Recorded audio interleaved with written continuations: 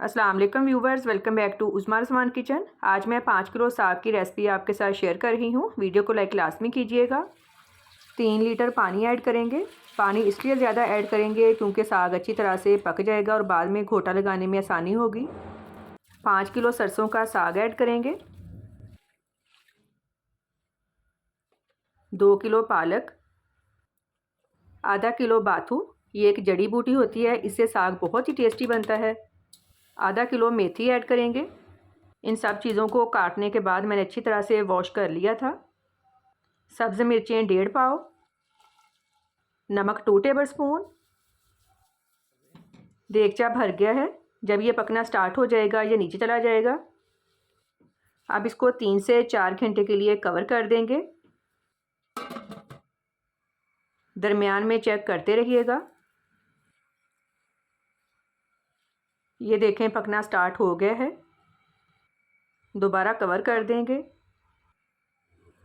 साग को पकते हुए तकरीबन 3 से 4 घंटे हो गए हैं। अब दोबारा चेक कर लेते हैं। ये देखें साग गल गया है। साग में हल्का सा पानी रह गया है। फ्लेम अब बंद कर देंगे। अब इसमें 1 कप गंदम का आटा थोड़ा थोड़ा करके ऐड करेंगे और घोट लेंगे। आटा डालने का मकसद ये है, साग में जो थोड़ा सा पानी रह गया है, एक तो वो ड्राई हो जाएगा और दूसरा स्मूथली ये रेडी भी हो जाएगा। आप अगर चाहें तो ब्लेंडर जग में भी इसे कर सकते हैं।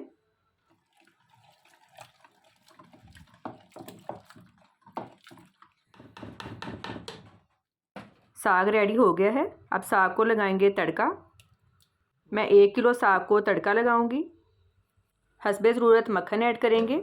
आप देसी घी भी यूज़ कर सकते हैं और कुकिंग ऑयल भी। मक्खन मेल्ट हो गया है। अब इसमें एक स्मॉल प्याज ऐड करेंगे। प्याज को लाइट गोल्डन करना है।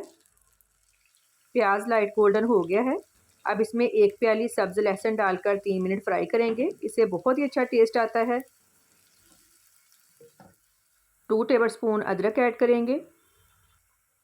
थोड़ा सा सब्ज़ मिर्चों का पेस्ट ऐड करेंगे।